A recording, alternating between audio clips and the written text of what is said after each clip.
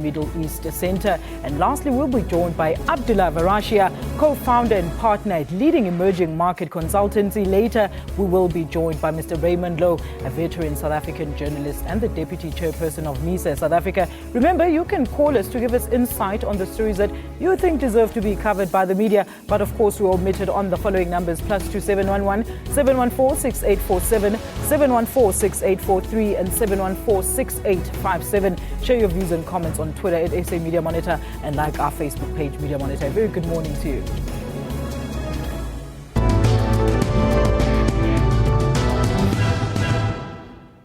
All right, now, as per History Panel, a very good morning to you and thank you so much for joining us this morning. Morning, Alicia. Now, panel, Morning, as history, we want to look into today's newspaper headlines before we delve into our issues today. What's tickling your fancy today, Melo? For me, I think the story that I'm finding very much interesting is the Oscar Pistorius story.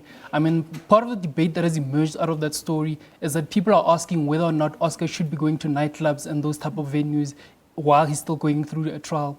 And then one of the issues, well, there's two issues. The one issue is the legal issue, whether Oscar is permitted. I mean, it's not like Oscar is under house arrest, therefore he may not be doing other things. So the question that people are asking now is that in good taste for him to be going to such venues.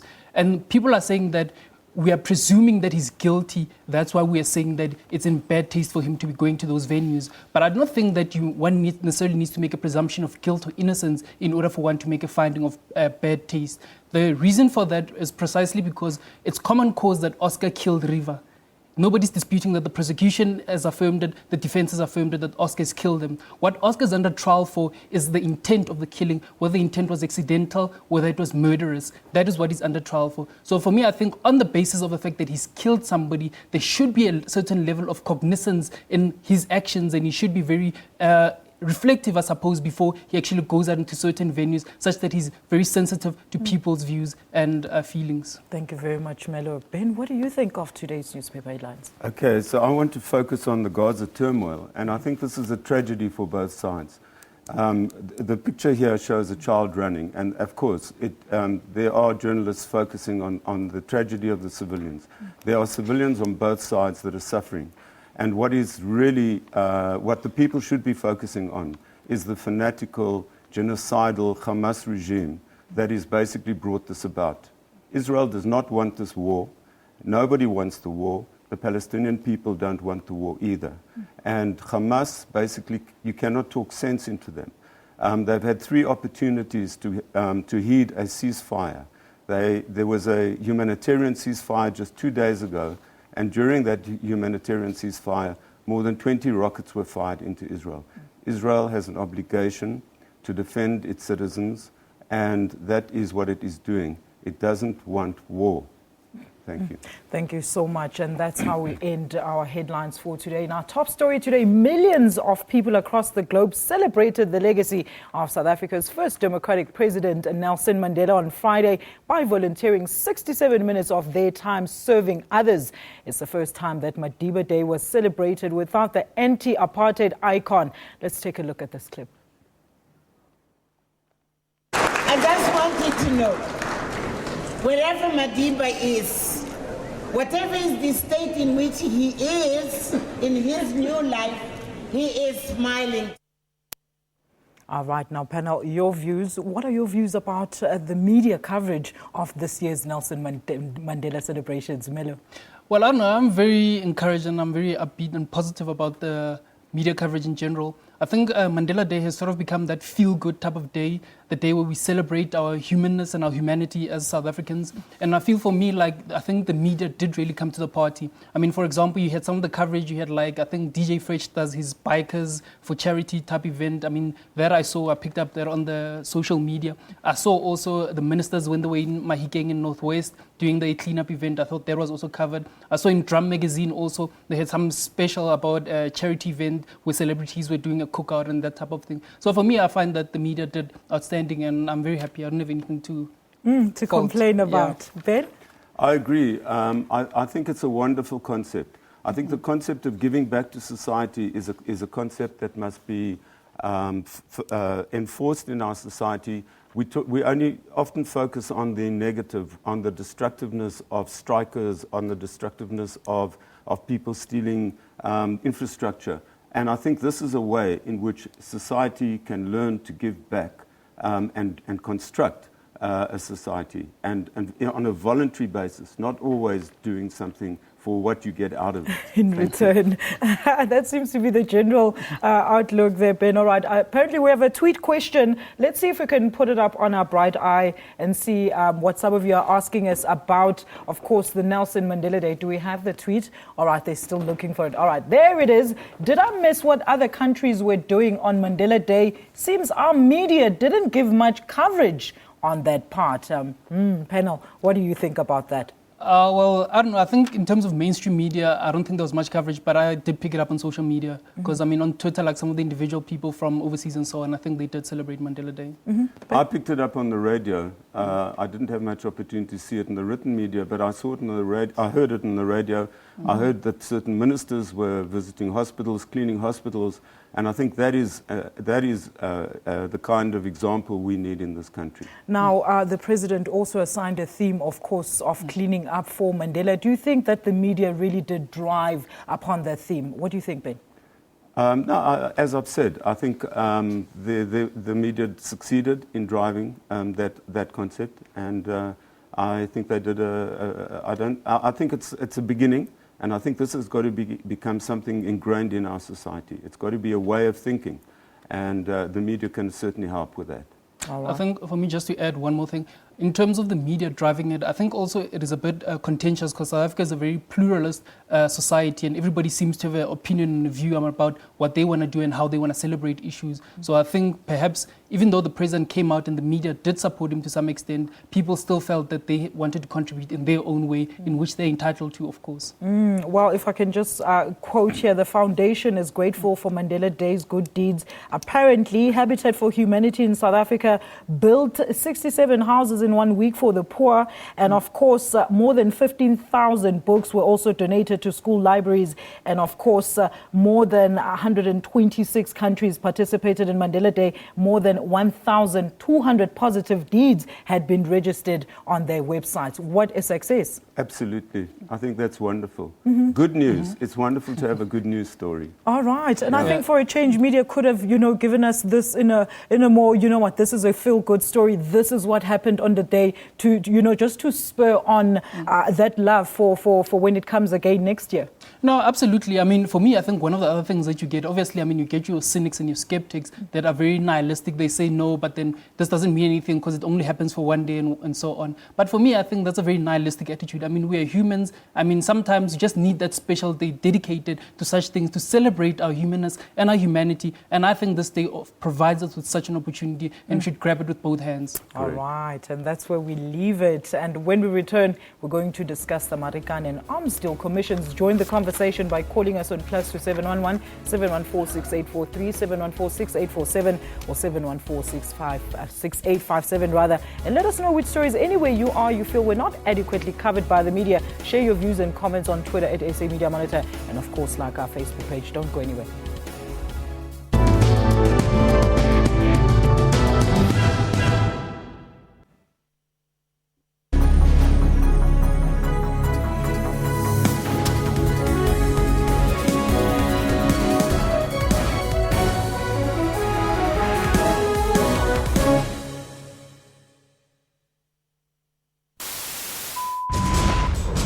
Across the globe, the continent and the entire country, every second there's always a breaking story. SABC News is your reliable eye, ear and information system in bringing you events as they happen. Our cutting-edge and hard-hitting journalism leaves no stone unturned, giving you the whole picture every time. Join us every day on SABC3 and know what is happening around you. SABC News, Africa's news leader.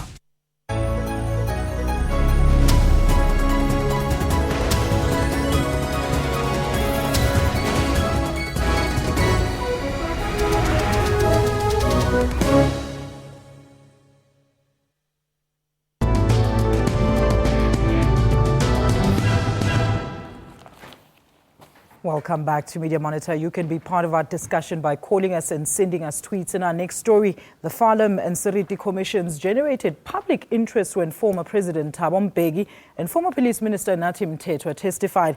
Now, panel, let's welcome veteran South African journalist and, of course, Deputy Chair of MISA South Africa, Mr. Raymond Louw. Thank you so much for joining us. Chairman. All right, you're the chairman now. All right, Mr. Louw, thank you so much for joining us. Your views on this? Well, it's quite a staggering performance on, when was it, Friday, when the former president gave evidence.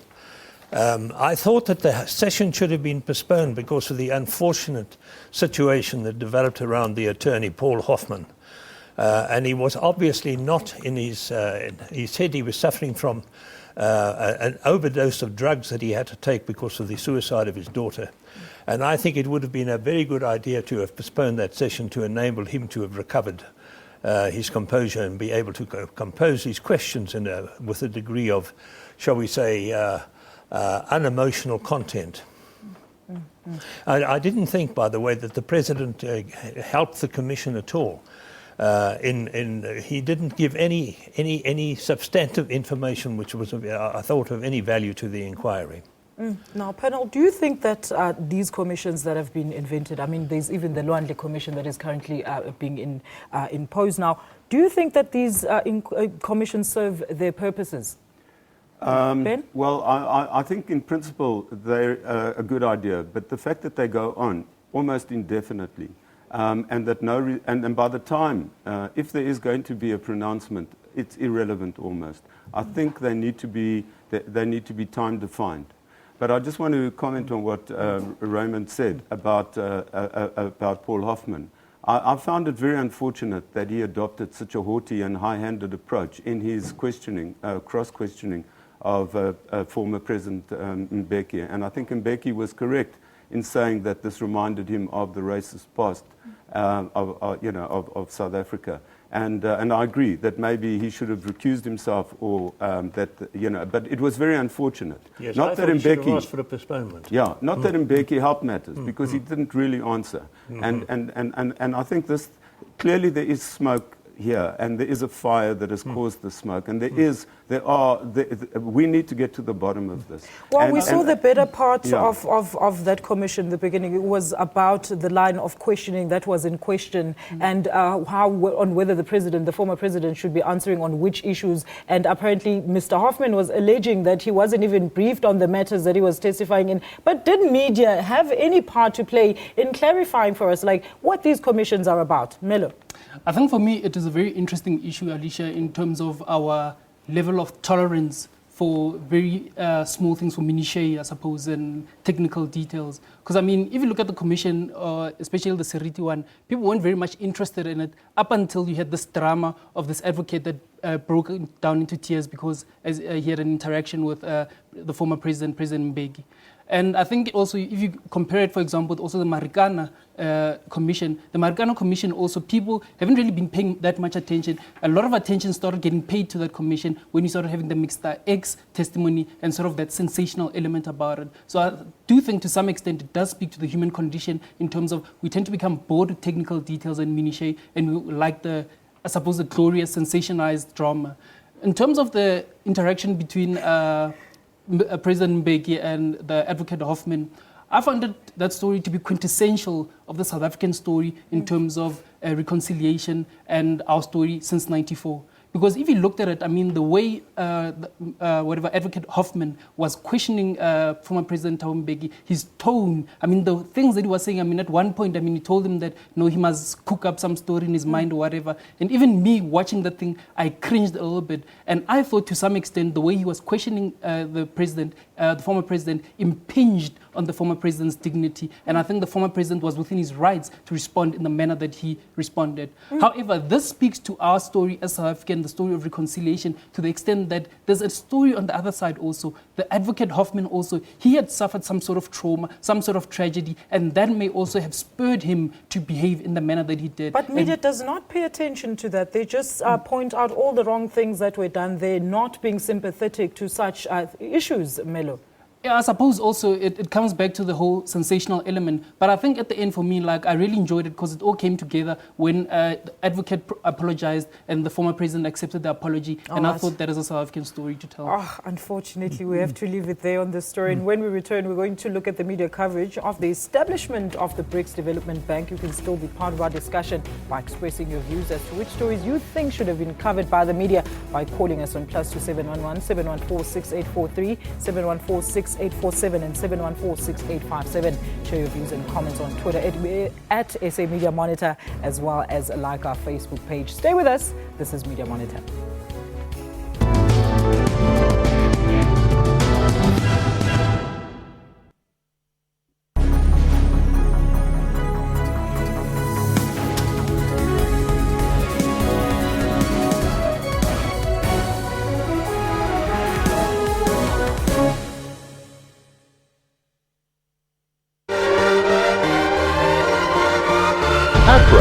Is a beautiful city of contradictions. Funerals in Ghana are colorful and flamboyant.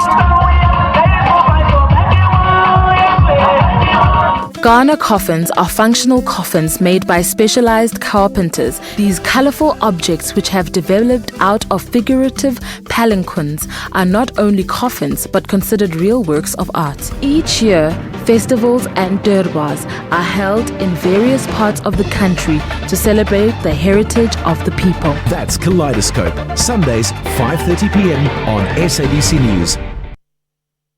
SABC, sharing 20 years of inspiration.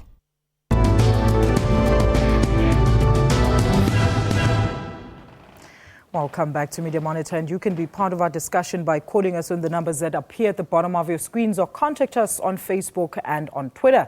In our next story, leaders of BRICS countries have approved the creation of a new development bank, which will be a challenge to the World Bank and other similar agencies. Headquarters of the bank will be based in Shanghai, China, while the African Regional Center will be located right here in Johannesburg, South Africa. Let's take a look at this clip. In the discussions, we finally all agreed that the headquarters should be in Shanghai, but Africa will have a regional center, which is going to be very active. I don't think, I thought at that point there was anything lost, because I thought this is, in a sense, we are trying to cut the cloth according to our sizes, all of us, because operating from Shanghai, it could look at all over, because it's not looking at Africa and Latin America only.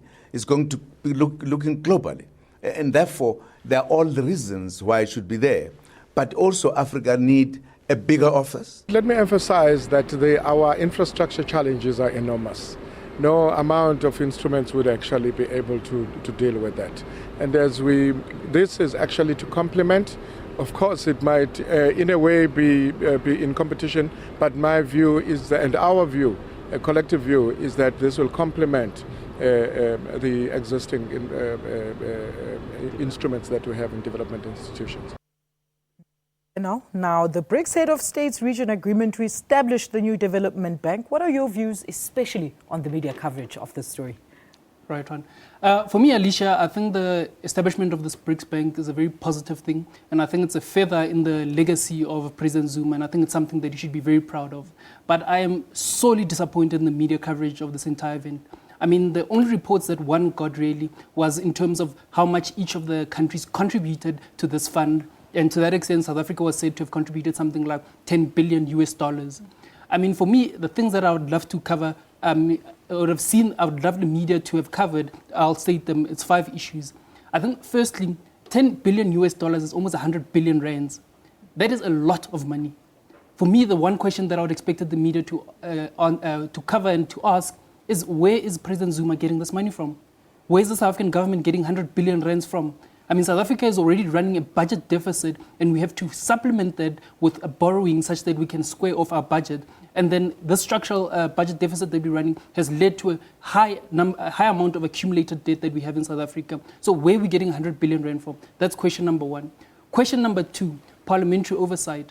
I mean, obviously the president is mandated to do foreign policy for the country and so on. But then I haven't heard no discussion happening in Parliament about whether or not Parliament accepts this deal. whether Parliament accepts that President Zuma must go or the government must go and spend 100 billion in a development bank. For me, I would have loved to questions being asked in terms of what is the role of Parliament in South Africa. And I can give you an example with the United States, for example. I mean, after World War I, you had President Woodrow Wilson. I think he formed the League of Nations. That was the precursor to the United Nations. And then what he did is that he got there in Europe and he agreed with all the presidents and they decided to form the structure. When he went back to the US Congress refused the United States to join that thing. So essentially that structure collapsed. So for me, the question that I'm asking is, where's that parliamentary oversight in being able to attend to these things? Where's media in covering all of that? Exactly. Look, I've got two more questions. Yes, the third question that I'd like addressed is in terms of what is the role of this bank vis-a-vis what the World Bank is currently doing? Because for me, I mean, developing nations have been complaining about conditions that have been imposed on them by the World Bank in these neoliberal conditions, such as subsidies, issues on tariffs, issues on a free-floating exchange rate, and so on. And then those questions, they're not being asked in the media. The fourth issue that I would have liked covered is... All right. Just one more issue. Okay, Melo. The fourth issue I'd have loved covered is the issue of how this thing now impacts in terms of the global geopolitics, in terms of, like, now that we have this structure that is a BRICS formation that was just a talk shop, now that's graduated into something with concrete programs. How does that affect global relations? Melo, before that even gets there, they need to clarify the media to the people what is this BRICS group all about and what this bank is going to do in terms of being an infrastructure funding bank. All right, now we are joined on the line by Mr. Abdullah Verachia, co-founder and partner at leading emerging market consultancy. So a very good morning to you and thank you so much for joining us. Good morning. Pleasure to be with you. Now, Abdullah, what does the establishment of the bank mean to members of BRICS? Will it help grow the economy, especially for South Africa? I think, of course, it's unprecedented within the global economy, and the decision that was taken at Thoughtleader is really seen as a countermeasure to some of the Western financial institutions. And really, a number of finance ministers and commerce ministers from the various BRICS countries have spoken about this as being the new IMF or the mini IMF. It's obviously early days, and I often say that it's not as if, Cinderella puts on a shoe and all of a sudden at midnight in Fortaleza, we have this new development bank. The new development bank will take about 2 to 2.5 years to be established into a proper bricks and mortar institution. But I think it is reflective of the changing nature of the global economy. And I think this is unprecedented for South Africa. I think one of the panelists spoke about the fact that, how does South Africa manage to position $10 billion? And I think there's a few underlying issues behind that. I think firstly, when we see the formation of new structures and new multilateral institutions, the initial structure is critical. And South Africa has committed the $10 billion because they wanted to have an equal contribution to the other 4 member states, Brazil, China, Russia, and India.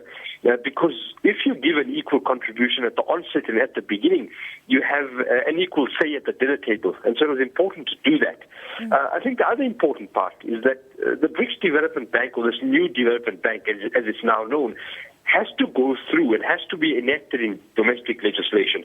And so every one of the 5 legislatures in all 5 countries will have to enact this in terms of their domestic legislation. It's critical and it's important, and it's actually necessary in all 5 countries.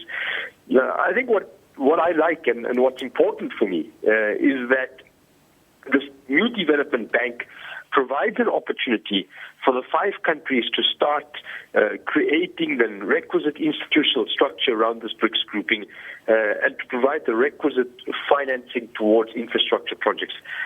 And many economic analysts have been saying that $50 billion is relatively small in terms of the global financial architecture. But what we must realize is that the $50 billion and the new development bank provides an opportunity for co-financing of other financial institutions and gives them a measure of comfort. Abdullah? So Abdullah, just very quickly, we've got a question coming through right here in our studios from Twitter, from Tabiso Chabalala. Says, what's our buy-in? Can we afford it, or are we going to borrow capital? Well, I think that, what came out of the BRICS summit was an instruction by the heads of state to all of the 5 finance ministers to be able to look at the mechanization of this BRICS Development Bank. And so what will happen now is the finance ministers of each of the countries will go and look at as to where this $10 billion comes from the corpus. It will be in $2.5 billion every year for the next 6 years, and that's how the money is going to be put together by each of the countries. But I think the countries will now look at their domestic financial situation. For China, it's very easy to take $10 billion. They've got a foreign exchange reserve of over $3 trillion. For South Africa, it's more difficult. It's a sizable part of our GDP. But I think, it's important that we look at the spend that we're putting together here from a long-term perspective, and we put it into perspective in terms of South Africa's geopolitical engagement on the continent. If we want to play quite a key and critical role in Africa, it's important that we take the leadership mantle in terms of addressing some of the critical issues in Africa. And according to the World Bank, Africa needs $95 billion in infrastructure every year for the next 10 years. And so the focus of the new development bank will be on infrastructure development. And because we've now managed to negotiate the headquarters of the regional center, we'll be at the focal point of ensuring that infrastructure is spent in Africa. What will that mean for us as a country? Well, one, it will open up significant opportunities for many South African companies, because the challenge for South African companies has been the lack of infrastructure on the continent to be able to transport goods and services. And once we've got the requisite financing of infrastructure, it opens up a multitude of opportunities for various companies, and it increases inter-regional trade in Africa. Mr. Verachia. So I think it's not without criticism, but I think we must look at the significant benefits of the new development bank as well. Mr. Verachia, thank you so much for your time this morning. Thank you. All right, that was Mr. Abdullah Verachia, partner and co-founder at leading emerging market consultancy, talking to us about the highly anticipated BRICS Bank to be built in Shanghai for the BRICS group, of which, of course, South Africa is a member. Now, panel, what are your views about this? Raymond, I want to hear your views. Well, there's no doubt about it, as our colleague here has mentioned, that that where is the money to come from? And quite rightly you said that there was no prior discussion of the amount of money or whether South Africa should in fact be involved in the bank to that extent. And I think that's a serious deficiency on the part of our government. But then it's in line with what the government normally does, which is to go about doing things without consulting anybody. And in this case, not consulting Parliament. But I think the media should have also stepped into that. I agree with you that the media has been rather lax That's what we want to find out. Where is the media lacking?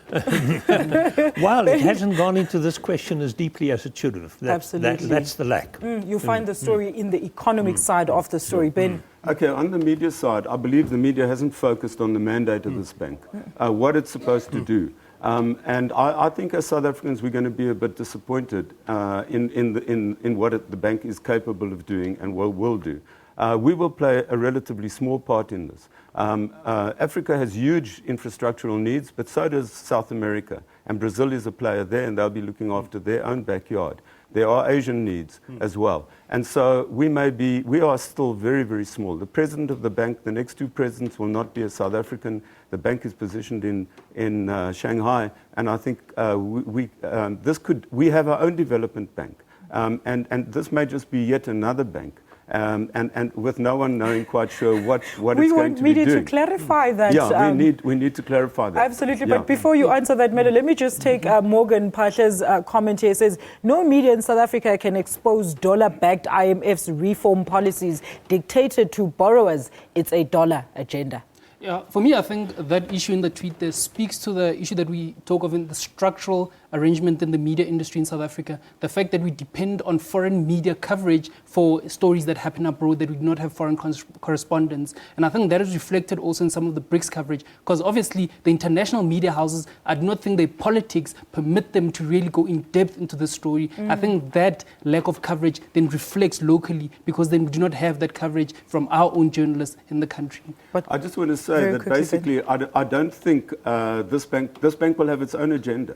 And And like the IMF, they're also going to have criteria. And it's what is going to be the difference between the International Monetary Fund or the World Bank and this bank? We want media to explain because China is really the dominant player here. And already China are the dominant contributor to investment into bank, Africa. yes.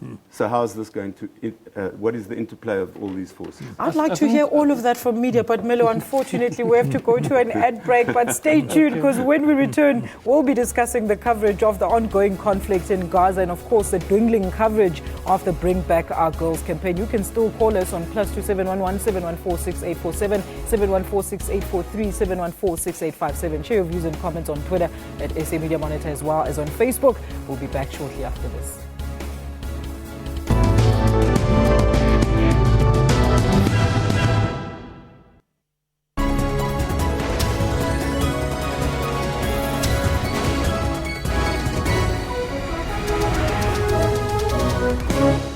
Dumelang Kunjani Nda Assalamualaikum Goeiemorgen Namaste Jumbo Africa, and a very warm welcome to SABC News Channel 404.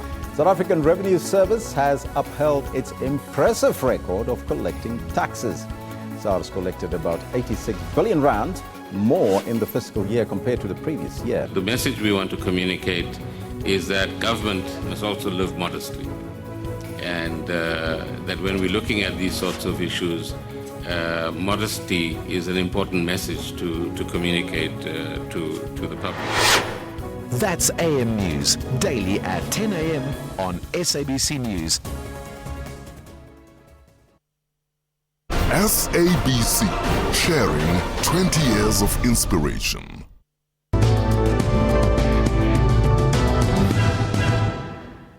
Welcome back. You're still watching Media Monitor right here on the SABC News channel. Remember, you can be part of our discussion by calling us and sending us tweets. In our next story now, the pro-Palestinians marched to the Israeli embassy's trade office in Sandton, demanding the expulsion of Israel ambassador following the ongoing attacks on Gaza. However, Israel has expanded its attacks on Palestine. This is what President Jacob Zuma had to say about the Gaza situation.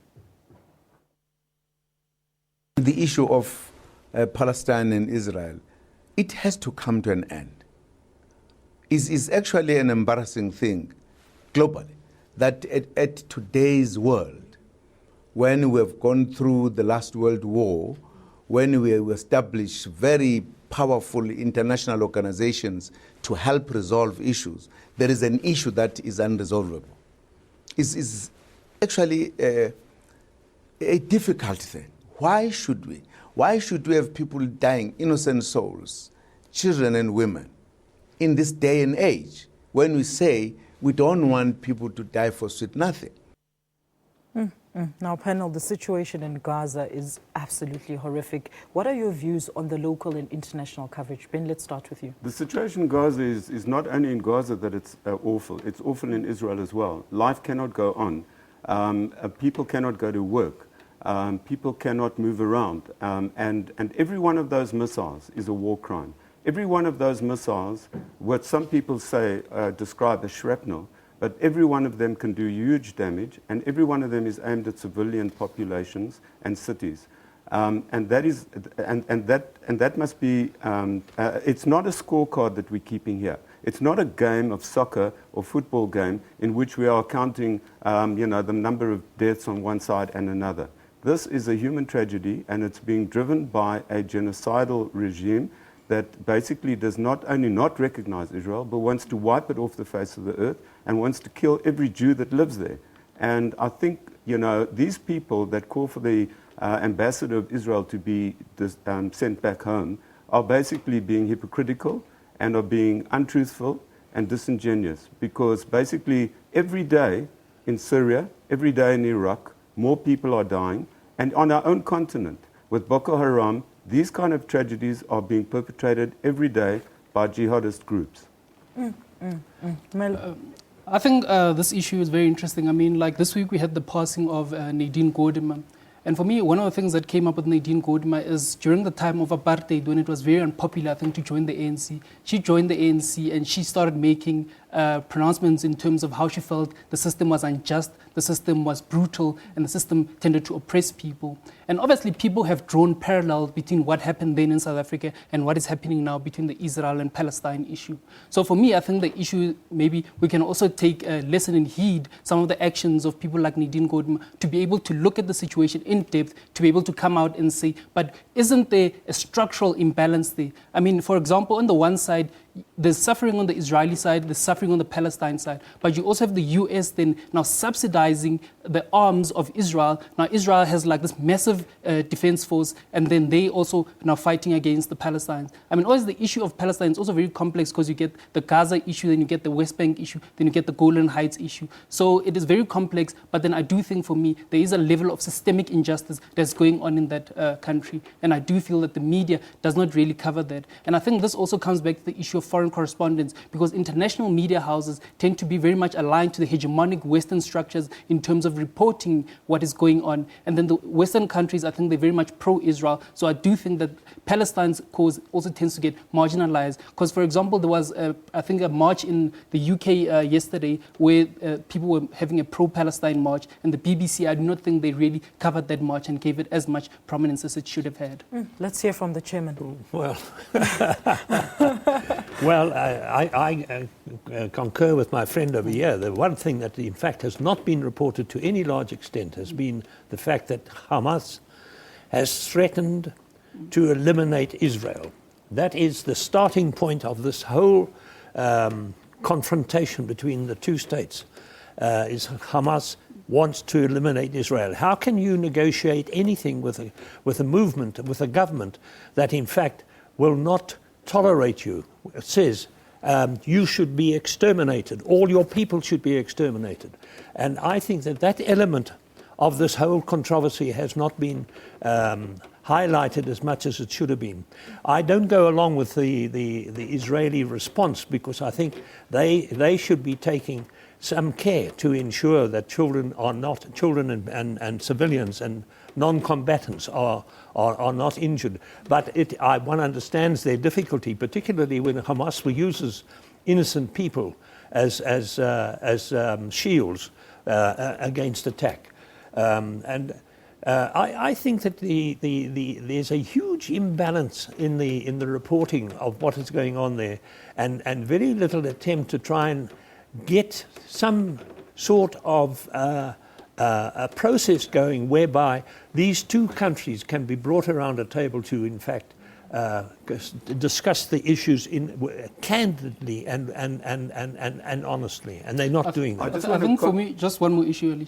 I think in terms of the issue that Raymond has raised now, in terms of that Hamas has threatened to eliminate Israel, I think for me it's very instructive also to look at our own history. I mean, there was a point where the nationalist government was also saying that the ANC is threatening to eliminate the South African white minority rule. The ANC is threatening to destabilize the country. And that's why we had situations where you had the war in Angola where they sent the defense force, and then there was all of that fighting. So I think this issue, there is suffering on both sides, but also the media coverage, I don't think it's helping, because it's very much slanted to one side. And I do feel that the media tends to be very much pro-Israeli. And then South African media, because of our dependence on the international media houses, I think we do tend to become burdened with the politics of the international media houses. Shouldn't we make our own decisions and choices there, Ben? Sure. First of all, I disagree with the fact that our media is pro-Israel. I agree with you on that. Yeah. I mean, and there's also this myth that the media is controlled by Jews. And there is not one media house in South Africa that is controlled by Jews. So I just want to make the point as well about aid, U.S. aid. The Palestinians have received over $50 billion of aid, more than any other people. And this refugee problem is being extenuated and given life by this aid. Instead of building shelters for their people, instead of looking after their people, they build tunnels with which they're offensive tunnels with which to attack Israel. Why does Hamas and why do the Palestinian authorities not build shelters for their own people so that these deaths of innocent people and women will not occur? I think also one more issue that I can add there also, obviously this issue, it's very contentious to that extent. I think that you also have to look at in terms of how much aid the US is giving to Israel. I mean, I read some of the statistics that the amount of cumulative debt financing that the US has provided is almost close to $1 trillion now. So obviously I think there is some sort of subsidization on both sides. I think the other issue that we have to look at in terms of the Palestine-Israel conflict is the fact that this issue has been going on over a long time. I mean, if you had looked back to the 1967 Six-Day War, where Israel now started changing the border structure between Palestine and themselves, and then the Palestinians had a smaller land area to occupy. And I think also you can go back to the 1947, where you had the Green Line, I think, border structure that you had. So this issue has been ongoing, and then I think people on both sides, they do have valid moral claims to be making on why their cause is just. But I do not condone, I think, the killing and thinking that you're going to solve anything by killing. I think these people need to come around the table and start to thresh out some of these issues which seem very much intractable. That's what media should be throwing at all those people in Palestine. Well, the interesting fact about very what you were quickly, saying, Raymond, very quickly. Yes, is the fact that there is a strong body of opinion in Israel itself that is very concerned with the way the Israelis are responding to these attacks.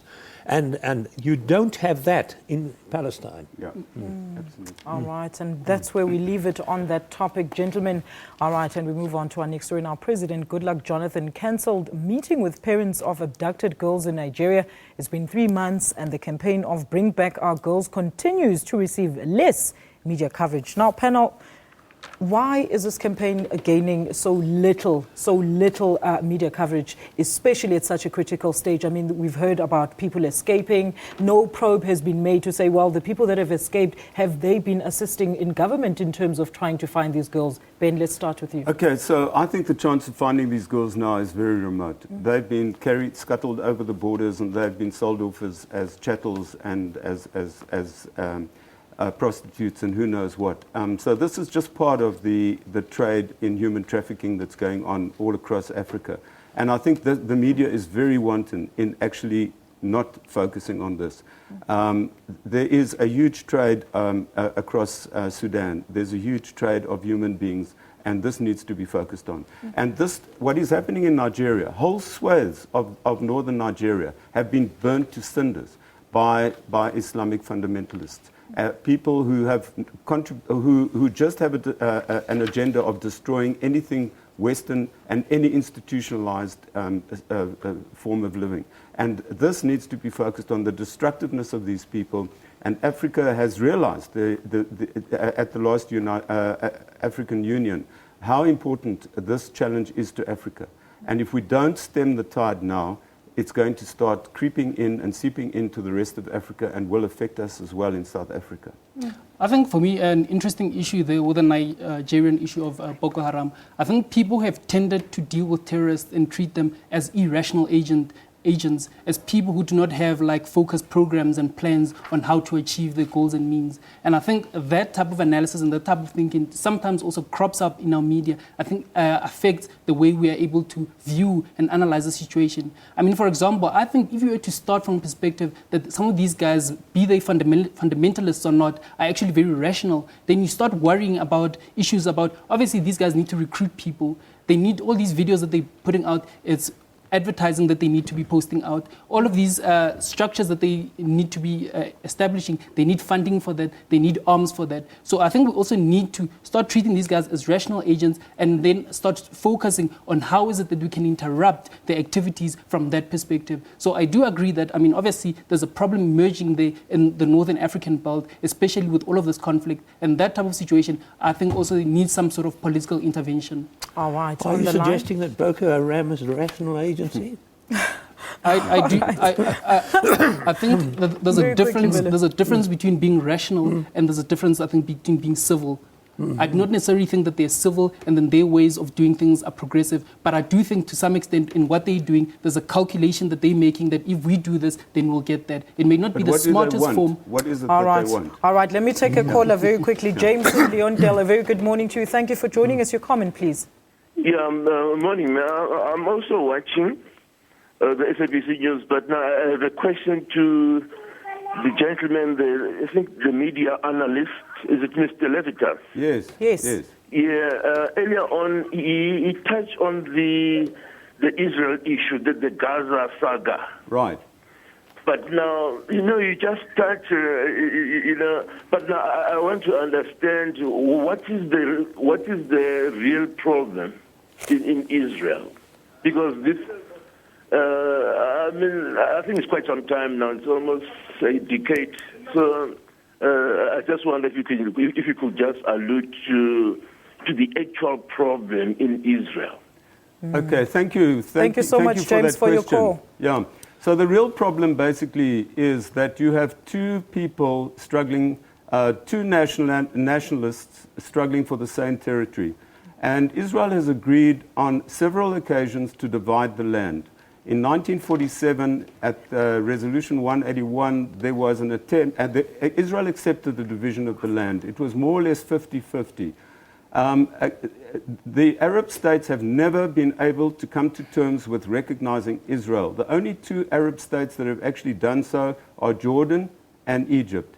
And this is essentially the problem, that the Arab states cannot get their heads around living side by side with an independent Jewish state. And I think that part of the problem is that in the history of Islam, there has never been a Jewish state. And this requires a quantum leap for them to come to terms with the existence of a Jewish state. And that is the basic problem. Hamas is completely motivated by the complete destruction. They see Tel Aviv, they see Haifa, which are an integral part of Israel. They see those cities as being Palestinian cities. And as long as they don't accept Israel's right to exist, there will never be peace. Ben, thank you so much for clarifying that to us. I mean, a lot of people think, they associate this war into days back since Holocaust. And no, media hasn't really gone into explaining what this lifelong feud between these two actually is. Very quickly, Melo, very quickly. No, I agree with the point that you're making, Alicia, because, ever since, for me, I knew that there was something called television. This conflict has been on. So you tended to become very much fatigued before you actually got the intellectual maturity to actually ask, what are these people fighting about? And the media, I think, at some point, maybe they just need to do an Israel-Palestine 101 where they explain to us what is actually going on there. Well, there we go. That's something that we're asking our media. Let's now move back to another saga, of course, the Boko Haram saga. On the line, we are now joined by Mr. Ebrahim Deen, a researcher from Afro-Middle East Center, who will be giving us some insight into the Boko Haram saga. Ebrahim, a very good morning to you, and thank you for joining us on the show this morning. Hi, Alicia. Thanks for having me on. Now, Ebrahim, do you think that the media has done enough to explain or even find out what Boko Haram is, their history, who funds them, etc.? If you look at the other guests' comments who clearly lack the understanding of what's going on in northern Nigeria and just blame everything on militant Islam, you can already see that the media hasn't done enough to understand Boko Haram. They have not done enough to contextualize the situation, to see what's the cause of Boko Haram. And the cause of Boko Haram is not Islamic fundamentalism, but it's actually corruption, endemic poverty, lack of education in the northeastern Nigerian states. And, good luck on the response. However, unfortunately, the media just looks at what story will sell papers, what story will make headlines, and you then look at that and then respond to that. And until the circumstances which breed these people taking up such militant activities are not dealt with, Boko Haram can be cut out, but it will be replaced by some institution that may do it even worse. So we saw MEND in the southeast, in the north south of the country. The movement for the emancipation of the Niger Delta. Everyone viewed it as a militant organization who acted very irrationally and who had no, proper motives. And we then saw, the Nigerians establish a South Delta Forum in the south of the country. We saw oil revenue being spread more equally, and we now see MEND actually, incorporate itself into, the south and is no longer militant and no longer active there. So I think the media has not contextualized, the Boko Haram crisis enough. And I think other issues, have swayed coverage. For example, the Israel-Palestine conflict, which unfortunately your guest talks about UN Resolution 181, but forgets the Saudi Peace Initiative in 2002. He forgets UN Resolution 194. The crisis in Ukraine. All right. And these things have maybe. All right, then Ebrahim. we just look at instant news. Thank you so much, Ebrahim. Ebrahim Deen, of course, is a researcher at Afro-Middle East. And, of course, that was his account and unpacking really the saga as to what Boko Haram is. Now, panel, what stories do you think will be making headlines this week? I want to hear from you. Let's start with you, Ben. I think the Gaza conflict will be continuing. I think we need to, and hopefully there will be a call for a ceasefire, and the killing will stop.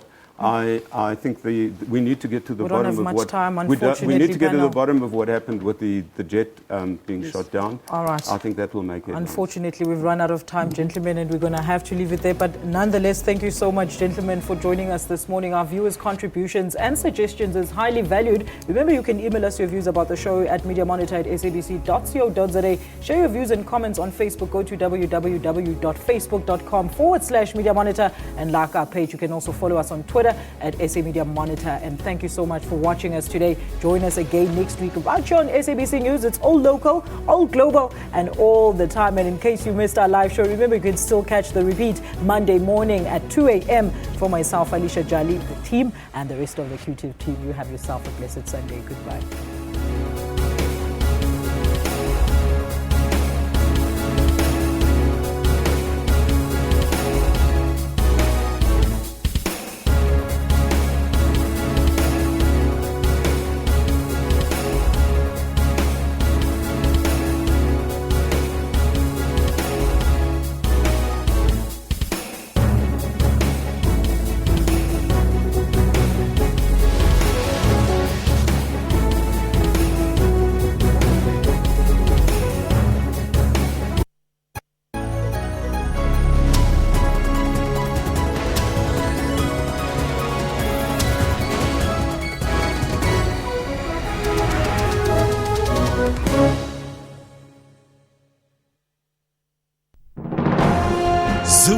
Into Africa.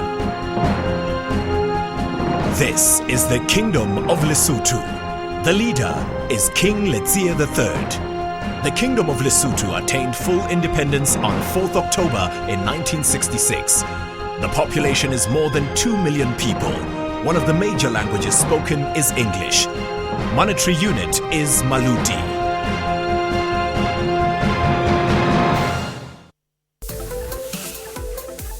Good evening and welcome to yet another edition of Sports Live, the show that brings you the latest local and international news, live interviews with the who's who in sport. He's the first South African to wear a yellow jersey that was at the Tour de France this year. It's the first time that we get a boxer who's recognized by the Ring magazine as the best fighter in the planet to visit our country. And he's very close to world record pace. And in fact, it is a new world record. When you cross the line, what went through one's mind? None of the four of us knew where it won. The scoreboard is always on your left, but all of us tend to the right. No, we just waited for the country to go down. RSA. That's Sports Live, daily at 8:30 p.m. on SABC News.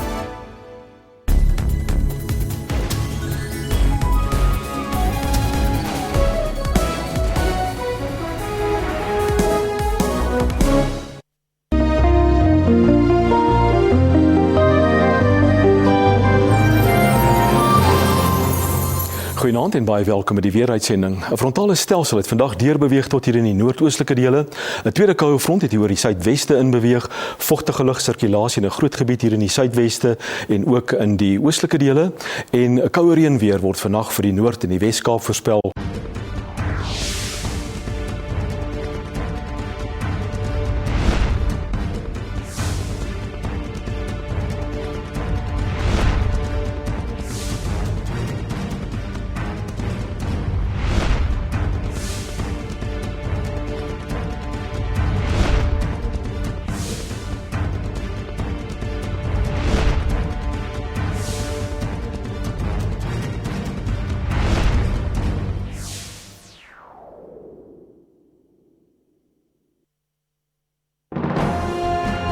Zoom into Africa. This is Mali. The president is Mr. Ibrahim Boubacar Keita. Mali got independent from France on 20 June in 1960. The population is more than 16 million people. One of Mali's major languages spoken is Arabic. Monetary unit is CFA.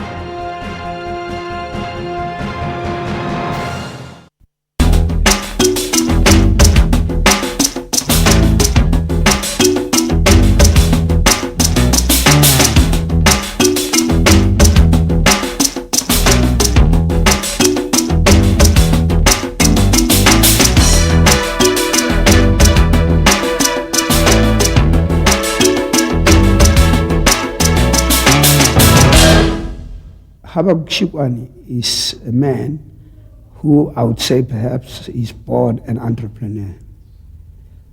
A man who always wants to see himself going forward. A man who is never satisfied with what he has achieved. That is Habab Shikwani. Kore gauti ke motho ma fulufulu. Wa sanya ke ngala robala. Ko le sentse le ga le shoma le shome le go fele le tishe.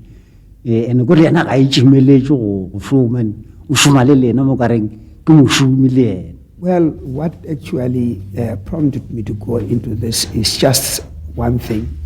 I wanted to make a good living. I think that is what pushes everybody into working, to make a good living and to make a success of what you are doing, to ensure your future.